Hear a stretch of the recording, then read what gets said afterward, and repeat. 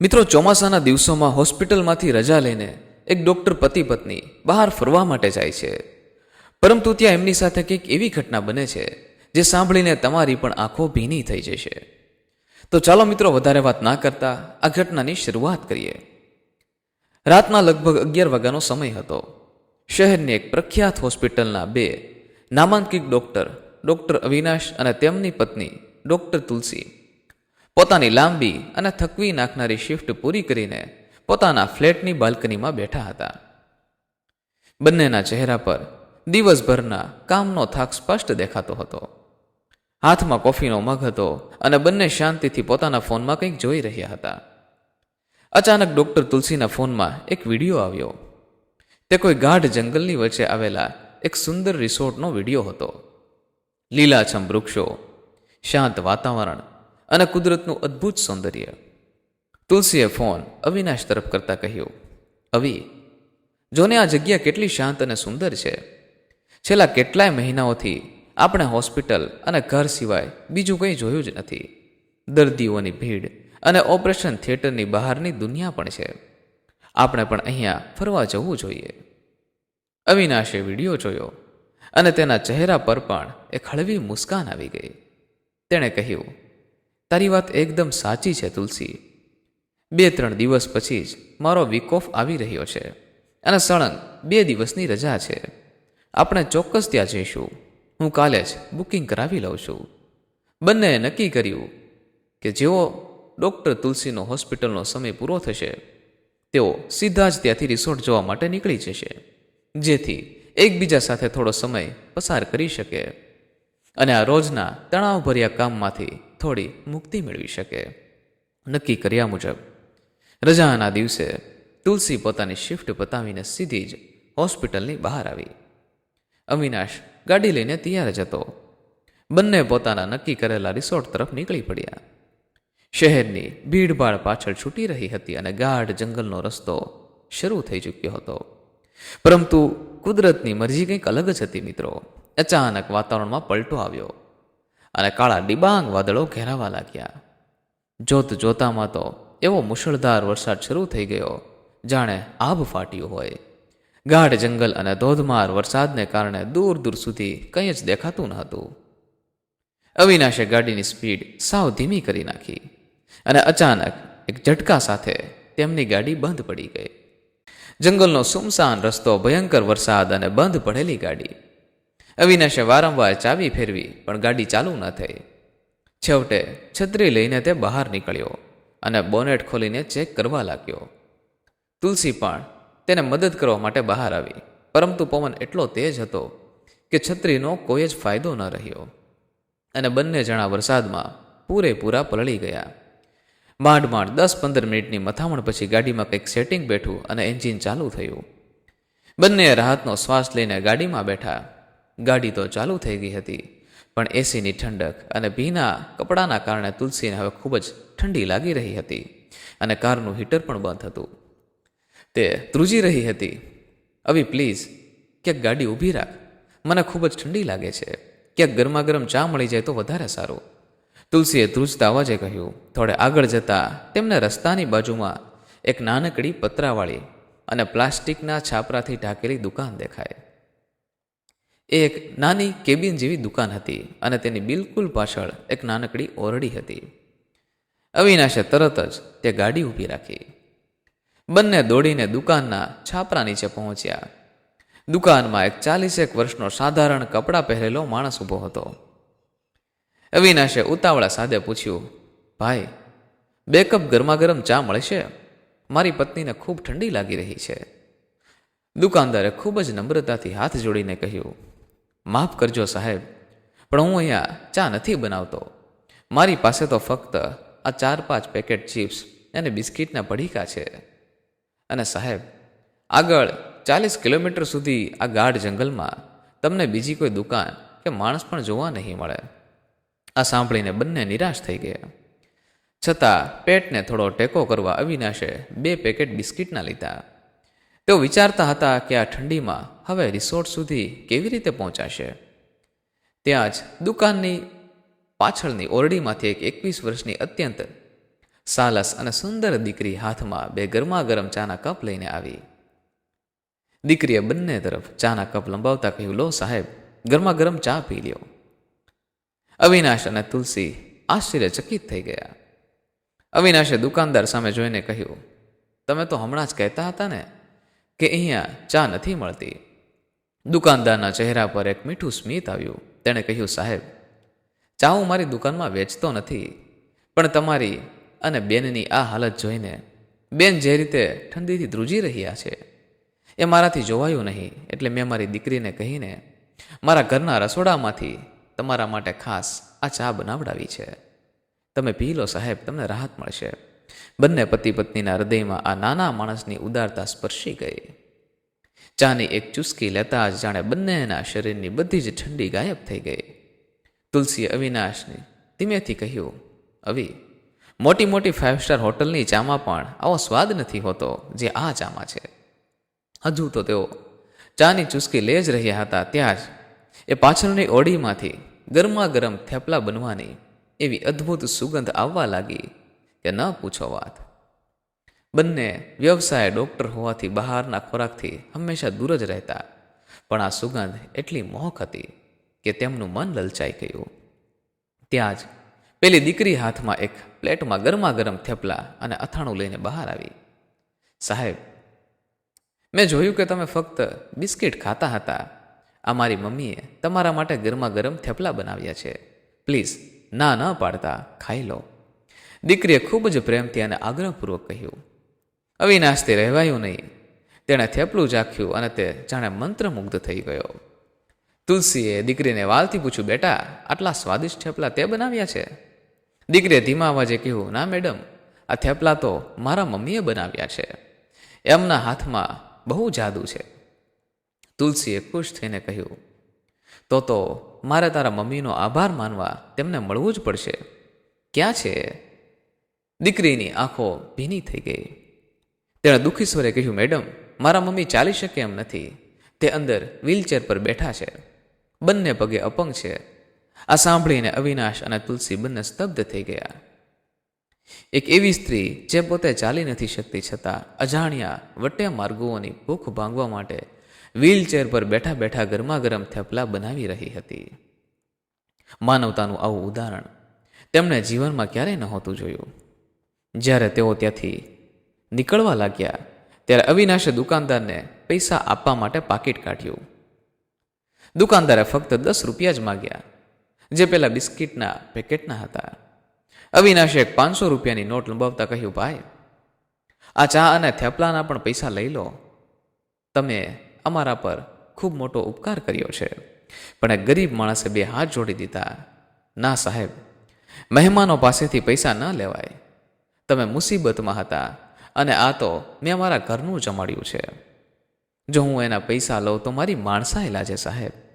તમે મને ફક્ત 10 રૂપિયા જ આપો. ઘણો આગ્રહ કરવા છતાં એ માણસે 1 રૂપિયો પણ વધારે ન લીધો. મિત્રો, તે નાનો માણસ હતો, પણ તેનું દિલ કોઈ રાજા કરતાં પણ જાણે મોટું હતું. થોડી વાર રહીને વરસાદ થોડો શાંત થયો અને આ બંને ત્યાંથી નીકળવાનું નક્કી કર્યું. ત્યાંથી નીકળતી વખતે અવિનાશે પૂછ્યું, ભાઈ, અહીંથી નેચર આર્ક જંગલ રિસોર્ટ જવાનો રસ્તો કયો છે? દુકાનદારે તેમને સાચો રસ્તો બતાવ્યો અને બંને તેમનો ખૂબ આભાર માનીને પોતાની મંજિલ તરફ આગળ વધ્યા. પરંતુ વહાલા મિત્રો, હવે આ પતિ પત્ની સાથે કંઈક એવી ઘટના બનવાની હતી જેની એમણે સપનામાં પણ કલ્પના નહીં કરી હોય. મિત્રો, આગળની ઘટનામાં શું બન્યું તેની વાત કરીએ તેના પહેલા જે પણ વહાલા મિત્રો આપણો રેગ્યુલર વિડીયો નિહાળી રહ્યા છે અને રેગ્યુલર આપણા વિડીયોમાં કોમેન્ટ કરી રહ્યા છે, તે લોકોના નામ અમે આનંદ સાથે અહીં ઉલ્લેખ કરી રહ્યા છીએ. તે નામ આ પ્રમાણે છે: બાબરાથી હિરેનભાઈ ચૌહાણ, રચનાબેન મોરી બોટાદથી, પટેલ કલાભાઈ તથા મફીબેન રતનપુરા થરાદથી, અસલમ ખાન બહેરામપુરા અમદાવાદથી, નિખિલભાઈ મહેતા, રંજનબેન, ભાવિકાબેન સોહેલિયા, પારુલબેન પટેલ, રમેશભાઈ સોંદરવા, ઇકબાલભાઈ નુરાની, મુંબઈ મુલુંડથી મયુરભાઈ રાઠોડ, અશોકભાઈ પંચાલ, નિલેશભાઈ ચરણ, સુમનબેન પટેલ, રામજીભાઈ સેંધવ, સુરતથી વિલાસબેન જાલંધરા, શ્વેતાબેન ગોહિલ, રાવળ રશ્મિકાંતભાઈ, જયશ્રીબેન પ્રજાપતિ વાપીથી. આ સિવાય પણ ઘણા બધા વહાલા મિત્રો આપણી આ ચેનલ સાથે જોડાયેલા છે, પરંતુ સમયના અભાવે દરેક નામનો ઉલ્લેખ કરવો શક્ય હોતો નથી. બાકી રહેતા નામ અમે આવતા એપિસોડમાં જરૂરથી જણાવીશું. તો અહીં ખાસ નવા મિત્રોને પણ જણાવવાનું કે તમે પણ તમારા નામનો ઉલ્લેખ અમારા વિડીયોમાં, અમારા એપિસોડમાં કરાવી શકો છો. તેના માટે વિડીયોને જરૂરથી લાઇક કરો અને કોમેન્ટ બોક્સમાં સરસ મજાની કોમેન્ટની સાથે આપનું નામ જરૂરથી લખો, જેથી આવતા એપિસોડમાં અમે તમારા નામનો પણ ઉલ્લેખ કરી શકીએ. અહીં મિત્રો ખાસ એ નોંધ લેજો કે જો તમે આપણી આ ચેનલને સબસ્ક્રાઈબ કરેલી હશે અને વિડીયોને લાઇક કરેલો હશે તો જ આપના નામનો ઉલ્લેખ થશે. તો ચાલો મિત્રો, હવે આગળની ઘટનામાં શું બને છે તેની વાત કરી લઈએ. રિસોર્ટ પહોંચ્યા પછી અવિનાશે તરત જ પોતાની ગાડી ત્યાંના મિકેનિકને સર્વિસ માટે આપી દીધી, કારણ કે રસ્તામાં તે બંધ પડી ગઈ હતી. રિસોર્ટનું વાતાવરણ અદ્ભુત હતું. બંને વાતો કરતા કરતા રિસેપ્શન પર પહોંચ્યા. રિસેપ્શનિસ્ટ રૂમમાં ચાવી આપવા માટે તેમના આઈડી પ્રૂફ માંગ્યા. તુલસીએ પોતાનું આઈડી કાઢવા માટે હાથ લંબાવ્યો અને તેના હોશ ઉડી ગયા. તેના ખંભા પર પર્સ ન હતું. તેનો ચહેરો ફીકો પડી ગયો. અવી, મારું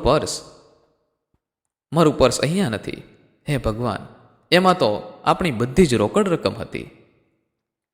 જંગલ વિસ્તાર હોવાથી અને ક્યાંય મોબાઈલ નેટવર્ક કે એટીએમ કામ ન કરતા હોવાથી તુલસીએ લગભગ 1 લાખ રૂપિયા જેટલી મોટી રકમ પોતાના પર્સમાં રાખી હતી. બંનેના જીવ અધર થઈ ગયા. તુલસીએ યાદ કરવાનો પ્રયત્ન કર્યો અને અચાનક તે બોલી ઉઠી, અવી, મારું પર્સ પેલી દુકાને જ રહી ગયું છે. જ્યારે મેં થેપલા ખાવા માટે પર્સ બાજુ પરના લાકડાના ટેબલ પર મૂક્યું હતું, એ ત્યાં જ રહી ગયું છે.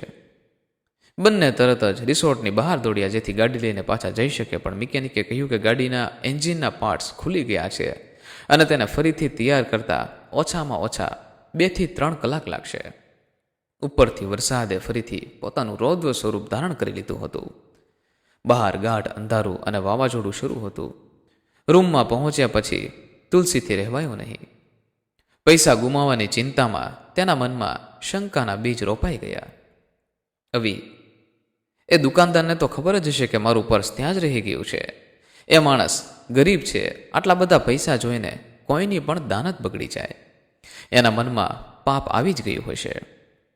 મને તો હવે એવું લાગે છે કે એને આપણને ચા અને થેપલા ખવડાવ્યા એ બધો માત્ર એક દેખાવ હતો, જેથી આપણે એની વાતોમાં આવી જઈએ.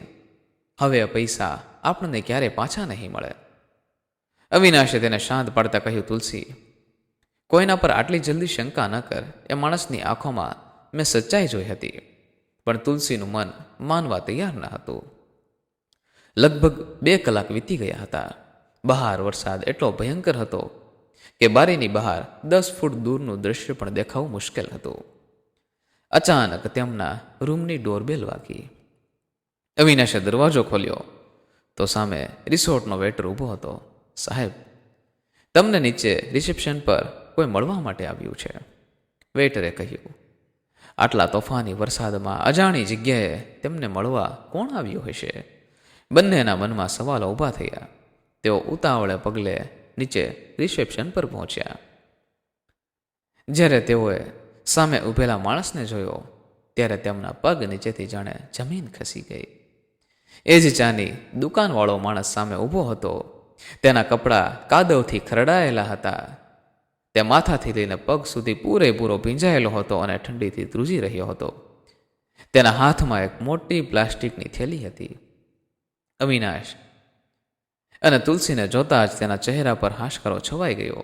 તેણે પોતાના ધ્રુજતા હાથોથી આ પ્લાસ્ટિકની થેલી ખોલી અને અંદરથી ખૂબ જ જતનથી સાચવેલી રાખેલું તુલસીનું પર્સ બહાર કાઢ્યું. તેણે તુલસી તરફ પર્સ લંબાવતા કહ્યું, બેન, તમારું આ પર્સ મારી દુકાને ભૂલાઈ ગયું હતું. મને થયું કે આમાં તમારા જરૂરી કાગળો કે પૈસા હશે અને તમે પરેશાન થતા હશો. સદભાગે સાહેબે મને આ રિસોર્ટનું નામ પૂછ્યું હતું, એટલે મને ખબર હતી કે તમે કયા ગયા છો. અવિનાશે સ્તબ્ધ થઈને પૂછ્યું, પણ ભાઈ, આટલા ભયંકર વરસાદમાં 30 કિલોમીટર દૂર તમે અહીંયા સુધી કેવી રીતે પહોંચ્યા? માણસે હસીને કહ્યું, સાહેબ, મારી પાસે સાયકલ છે. થોડી તકલીફ પડી, રસ્તામાં સાયકલની ચેન પણ 2-3 વાર ઉતરી ગઈ, પણ તમારો સામાન તમારા સુધી પહોંચાડવો એ મારી ફરજ હતી સાહેબ. તુલસીની આંખોમાંથી દળ દળ આંસુ વહેવા લાગ્યા. મિત્રો, થોડી વાર પહેલા જ તે આ માણસની દાનત પર શંકા કરી રહી હતી. પોતાની નીચલી કક્ષાની વિચારસરણી પર તેને ધિક્કાર આવવા લાગ્યો. તેણે તરત જ પર્સ ખોલ્યું. અંદર પડેલી રોકડ રકમ અને બધું જ અકબંધ હતું. અવિનાશે તરત જ પર્સમાંથી 10,000 રૂપિયા કાઢ્યા અને પેલા માણસ તરફ લંબાવતા કહ્યું, ભાઈ, તમે આજે અમારા પર જે ઉપકાર કર્યો છે તેની કિંમત તો કોઈ ચૂકવી શકે તેમ નથી, પણ પ્લીઝ ઇનામ રૂપે આ થોડી રકમ તમે રાખી લો, મને ખુશી થશે. પણ ગરીબ છતાં ખુદદાર માણસે ફરીથી 2 હાથ જોડી દીધા. એની આંખોમાં એક ગજબની સચ્ચાઈ હતી. તેણે ધીમા અને ભાવુક અવાજે કહ્યું, સાહેબ, ઈમાનદારીનો કોઈ વેપાર નથી હોતો. જો હું આ પૈસા લઈ લઉં તો મારી ઈમાનદારી વેચાઈ જશે. મારે પૈસા નથી જોઈતા સાહેબ. બસ થોડા મહિનાઓ પછી મારી દીકરીના લગ્ન છે. તમે બંને મોટા ડૉક્ટર છો, મોટા માણસ છો. બસ એને આશીર્વાદ આપજો કે કોઈ પણ વિઘ્ન વગર મારી દીકરીના લગ્ન સારી રીતે પાર પડી જાય. અવિનાશ અને તુલસી પાસે બોલવા માટે કોઈ શબ્દો ન હતા. મિત્રો, તેઓ ફક્ત મૂંગા મોઢે આ ફરિશ્તા સમાન માણસને જોઈ રહ્યા. ઘણો આગ્રહ કરવા છતાં એ માણસે 1 પણ રૂપિયો ન લીધો અને પોતાની ખખડધજ સાયકલ લઈને એ જ મુશળધાર વરસાદમાં પાછો પોતાના રસ્તે ચાલી નીકળ્યો. રિસોર્ટમાં વિતાવેલા બાકીના દિવસોમાં અવિનાશ અને તુલસી માત્ર એ જ વાતો કરતા રહ્યા કે દુનિયામાં કેવા કેવા રત્નો છુપાયેલા છે. ગરીબ હોવું એ માણસની કોઈ કસોટી નથી. 2-3 દિવસ પછી તેઓ ફરી પોતાના શહેરમાં પાછા ફર્યા. સમય કોઈની રાહ જોતો નથી. થોડા દિવસો સુધી તેમને આ ઘટના યાદ રહી, પણ પછી શહેરની ભાગદોડ, હોસ્પિટલની ઇમરજન્સી અને પોતાના વ્યસ્ત જીવનમાં તેઓ ધીમે ધીમે આ વાતને પણ ભૂલી ગયા. સમય વીતતો ગયો. લગભગ 1 વર્ષનો સમય પસાર થઈ ચૂક્યો હતો. એક દિવસ રાત્રે લગભગ 2 વાગ્યાનો સમય હતો. ડૉક્ટર અવિનાશ પોતાના ઘરે ગાઢ નિંદ્રામાં હતા. અચાનક તેમના ફોનની રિંગ વાગી. હોસ્પિટલમાંથી ઇમરજન્સી કોલ હતો. સર, પ્લીઝ જલ્દીથી હોસ્પિટલ આવી જાઓ. એક પેશન્ટ છે, એક્સિડન્ટનો કેસ છે અને હાલત ખૂબ જ ક્રિટિકલ છે. તાત્કાલિક મેજર સર્જરી કરવી પડે તેમ છે. ડ્યુટી પરના સ્ટાફે કહ્યું. એક ડૉક્ટર માટે પોતાની ઊંઘ કરતાં દર્દીનો જીવ હંમેશા મોટો હોય છે. અવિનાશ તરત જ કપડાં બદલીને હોસ્પિટલ પહોંચ્યા. તેઓ પોતાની કેબિનમાં ગયા. ત્યાં તેમના આસિસ્ટન્ટ ડૉક્ટર અને સ્ટાફ હાજર હતા. સ્ટાફે અવિનાશને કહ્યું, સર, પેશન્ટની હાલત ખૂબ જ ખરાબ છે. સર્જરી તાત્કાલિક કરવી પડશે, પરંતુ એક મોટી સમસ્યા છે. શું સમસ્યા છે? અવિનાશે પૂછ્યું. સર, પેશન્ટનો પરિવાર ખૂબ જ ગરીબ છે. આ સર્જરીનો ખર્ચો લગભગ 2-3 લાખ રૂપિયા થશે અને તેમની પાસે બિલકુલ પૈસા નથી. જો આપણે સર્જરી નહીં કરીએ તો પેશન્ટને બચાવવું મુશ્કેલ છે. અવિનાશે ઊંડો શ્વાસ લીધો. હોસ્પિટલના પણ પોતાના નિયમો હોય છે. તેણે કહ્યું, આ બહુ મોટી સર્જરી છે. દવાઓ અને સાધનોનો ખર્ચો તો થાય જ છે. તમે એમના પરિવારને સમજાવો કે ઓછામાં ઓછી થોડી રકમ તો જમા કરાવવી જ પડશે. હજુ તો અવિનાશ પોતાના સ્ટાફ સાથે આ ચર્ચા કરી જ રહ્યા હતા. ત્યાં જ તેમની કેબિનનો દરવાજો ધીમેથી ખુલ્યો. કેબિનની અંદર એક માણસ પ્રવેશ્યો. તેણે મેલા અને થીગડા મારેલા કપડાં પહેર્યા હતા. તેનો ચહેરો આંસુઓથી ખરડાયેલો હતો અને તેના હાથ ધ્રુજી રહ્યા હતા. તેની સાથે એક વ્હીલચેર અંદર ખેંચી લાવ્યો, જેના પર એક સ્ત્રી બેઠી હતી, જેની આંખોમાંથી પણ સતત ચોધાર આંસુ વહી રહ્યા હતા. અવિનાશે માણસ સામે જોયું. એ ચહેરો એને જોતા જ અવિનાશના મગજમાં વિચારોનું વાવાઝોડું શરૂ થઈ ગયું. આ ચહેરો મેં ક્યાંક જોયેલો છે. આ માણસ મને જાણીતો કેમ લાગે છે? થોડી સેકન્ડો માટે કેબિનમાં એકદમ નીરવ શાંતિ છવાઈ ગઈ. અવિનાશ પોતાની ખુરશી પરથી ઊભો થઈ ગયો. તેની આંખો પહોળી થઈ ગઈ. ભૂતકાળના મુશળધાર વરસાદના દ્રશ્યો, જંગલની નાનકડી દુકાન, ગરમા ગરમ ચા, વ્હીલચેર પર બેઠેલા બેને જેણે થેપલા બનાવ્યા હતા અને 30 કિલોમીટર સાયકલ ચલાવીને પર્સ પાછું આપવા આવેલા એ ફરિશ્તો. તમે એ જ ચાવાળા ભાઈ છો ને, જંગલવાળા? અવિનાશના અવાજમાં જાણે એક ધ્રુજારી હતી મિત્રો. એ માણસ પણ ડૉક્ટર અવિનાશને તરત જ ઓળખી ગયો. ગરીબી અને લાચારીએ તેની કમર તોડી નાખી હતી. તે અવિનાશના પગમાં પડી ગયો. બંને હાથ જોડીને જાણે ગળામાં ડૂમો ભરાયેલા અવાજે તે માત્ર એટલું જ બોલી શક્યો, સાહેબ, મારી દીકરીને બચાવી લો સાહેબ. થોડા દિવસો પછી એના લગ્ન છે. આજે એનું એક્સિડન્ટ થયું છે. મારી પાસે તમને આપવા માટે ફૂટી કોળી પણ નથી સાહેબ. હું ભિખારી બની ગયો છું. તમે મારી દીકરીને બચાવી લો સાહેબ. તે માણસ બાળકોની જેમ ધ્રુસકે ને ધ્રુસકે રડી રહ્યો હતો મિત્રો. અવિનાશનું હૃદય ચીરાઈ ગયું. જે માણસે કોઈ પણ જાતના સ્વાર્થ વગર તોફાની વરસાદમાં પોતાનો જીવ જોખમમાં મૂકીને તેમની મદદ કરી હતી, લાખો રૂપિયા રોકડા ભરેલું પર્સ અકબંધ પાછું આપ્યું હતું, આજે એ જ ઈમાનદાર બાપ પોતાની દીકરીના જીવ માટે ભીખ માગી રહ્યો હતો. અવિનાશે તરત જ આગળ વધીને માણસને ઊભો કર્યો અને તેને ગળે લગાવી લીધો. અવિનાશની આંખોમાંથી પણ આંસુ વહેવા લાગ્યા. અરે ભાઈ, તમે આ શું કરો છો? તમે તો અમારા માટે ભગવાન છો. તમારી દીકરી એ મારી દીકરી છે. અવિનાશે તરત જ સ્ટાફને બૂમ પાડી. સ્ટાફ, પેશન્ટને તાત્કાલિક ઓપરેશન થિયેટરમાં શિફ્ટ કરો. 1 પણ રૂપિયાની ડિપોઝિટ લીધા વગર. આ સર્જરીનો પૂરો ખર્ચો હું પોતે જ ઉઠાવીશ. પેલા માણસ અને વ્હીલચેર પર બેઠેલ એ સ્ત્રીના ચહેરા પર જાણે આશાનું નવું કિરણ છવાઈ ગયું. અવિનાશે તુલસીને પણ ફોન કરીને હોસ્પિટલ બોલાવી લીધી. તુલસી જ્યારે આવી અને તેણે પેલા માણસને જોયો ત્યારે તે પણ દોડીને વ્હીલચેર પર બેઠેલા એના પત્નીને ભેટી પડી અને ખૂબ રડી. તેને પોતાની એ શંકા પર આજે પણ એટલો જ અફસોસ થઈ રહ્યો હતો. સર્જરી લગભગ 4 કલાક ચાલી. અવિનાશે પોતાની આખી કારકિર્દીનો બધો જ અનુભવ આ દીકરીને બચાવવામાં રેડી દીધો મિત્રો. આખરે ભગવાન અને ડૉક્ટરની મહેનત રંગ લાવી. સર્જરી સફળ રહી. દીકરી ખતરાની બહાર હતી. જ્યારે અવિનાશ ઓપરેશન થિયેટરમાંથી બહાર આવ્યો અને કહ્યું કે દીકરી એકદમ સુરક્ષિત છે, ત્યારે માતા પિતાની અવિનાશ અને તુલસીના પગ પકડી લીધા. સાહેબ, તમે મારી દુનિયા બચાવી લીધી. એ માણસે રડતા રડતા કહ્યું.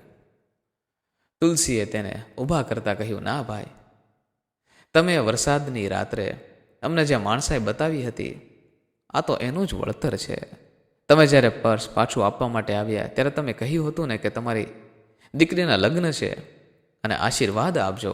આજે મેં બંને પતિ પત્ની વચન આપીએ છીએ કે તમારી દીકરીના લગ્નનો પૂરેપૂરો ખર્ચો પણ અમે જ ઉપાડીશું. એ પણ અમારી દીકરી છે. અને પછી ડૉક્ટર તુલસી અને ડૉક્ટર અવિનાશે આ ચાવાળાની દીકરીના લગ્નમાં ખૂબ મદદ કરી. એક ચા અને થેપલાથી શરૂ થયેલો આ સંબંધ લોહીના સંબંધ કરતાં પણ વિશેષ બની ગયો. કદાચ આને જ મિત્રો ઋણાનુબંધ કહેવાય છે. મિત્રો, આ ઘટના પરથી આપણને એટલું તો જરૂરથી શીખવા મળ્યું કે સાચી અમીરી ક્યારેય પૈસાથી નહીં પણ માણસની નિયત, ઈમાનદારી અને તેના મોટા દિલથી મપાય છે. મુશ્કેલીના સમયે કોઈની કરેલી નિસ્વાર્થ મદદ ક્યારેય એળે નથી જતી. ઈશ્વર તેનું ઋણ યોગ્ય સમયે વ્યાજ સાથે ચોક્કસ ચૂકવે છે. આપણે ક્યારેય કોઈના બાહ્ય દેખાવ, સાધારણ કપડાં કે તેની ગરીબી પરથી તેના ચારિત્ર પર ઉતાવળી શંકા ન કરવી જોઈએ. કારણ કે ઈમાનદારી એ દુનિયાનું એવું ઘરેણું છે જે ગરીબમાં ગરીબ માણસને પણ સમાજમાં રાજા જેવો સન્માનીય બનાવી દે છે. કર્મનો સિદ્ધાંત હંમેશા અફર છે. આજે તમે કોઈનું ભૂલું કરશો તો કાલે સમય આવ્યા ભગવાન પણ અદૃશ્ય રૂપે તમારો સાથ આપવા ઊભો રહેશે. માનવતા અને હૃદયથી બંધાયેલા લાગણીના સંબંધો ઘણીવાર લોહીના સંબંધો કરતાં પણ વધુ પવિત્ર અને અતૂટ બની જતા હોય છે મિત્રો. જે માણસ ગમે તેવી લાલચમાં પણ પોતાની ખુદારી નથી વેચતો, કુદરત તેના સૌથી કપરા સમયમાં તેની પડખે ઢાલ બનીને અડીખમ ઊભો રહે છે. જીવનમાં સંપત્તિ કરતાં સદ્ગુણો અને સત્કર્મો કમાવવા વધુ જરૂરી છે. કારણ કે આફતના સમયે પૈસા નહીં પણ તમારા કરેલા કર્મો જ કામ આવે છે. દુનિયામાં સ્વાર્થી વચ્ચે પણ સાચા અને દેવદૂત સમાન માણસો આજે પણ આ દુનિયામાં મોજૂદ છે. ભલાઈનું વાવેતર હંમેશા મીઠા ફળ જ આપે છે. માટે પરિસ્થિતિ ગમે તેટલી વિકટ હોય, માણસાઈ અને ઈમાનદારીનો સાથ જીવનમાં ક્યારેય ન છોડવો જોઈએ. વહાલા મિત્રો, અહીંયા ખાસ નોંધ લેજો કે આ કહાની સમાજમાં સારો સંદેશ પહોંચે તે માટે બનાવવામાં આવી છે, જેનો વાસ્તવિકતા સાથે કોઈ સંબંધ નથી.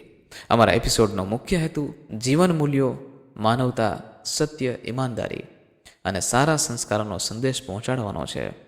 જો કોઈ વ્યક્તિ, સ્થળ અથવા ઘટના સાથે કોઈ પણ સામ્યતા જણાય તો તેને માત્ર સંયોગ જ માનવો. વહાલા મિત્રો, જો આ કહાની તમને પસંદ આવી હોય તો એકવાર આપણા આ વિડીયોને લાઇક કરી અને કોમેન્ટ બોક્સમાં તમે કયા ગામથી આ વિડીયો નિહાળી રહ્યા છો તે પણ આપના નામ સાથે જરૂરથી લખજો. અને આવી જ હૃદયસ્પર્શી કહાની સાંભળવા માટે આપણી આ ચેનલ અને આપણી બીજી ચેનલ એક ગુજરાતી વોઇસ ચેનલ છે તેને પણ સબસ્ક્રાઇબ કરવાનું ભૂલશો નહીં મિત્રો. ખાસ જે પણ આપણી બીજી ચેનલ છે તે પણ હું અહીંયા તમને સ્ક્રીન પર મેન્શન કરી દઈશ. ચેનલનું નામ ગુજરાતી વોઇસ છે. તેમાં પણ તમને આવી જ કહાની, હૃદયસ્પર્શી કહાની સાંભળવા મળશે. તો ખાસ જે પણ મિત્રો ગુજરાતી વોઇસ ચેનલ પરથી આવેલા હોય તેમને પણ ખાસ જણાવવાનું કે તમે પણ આપણી આ નવી ચેનલને જરૂરથી સબસ્ક્રાઇબ કરજો. તો મિત્રો, આવી જ કહાની સાંભળવા માટે આપણી સાથે જોડાયેલા રહો.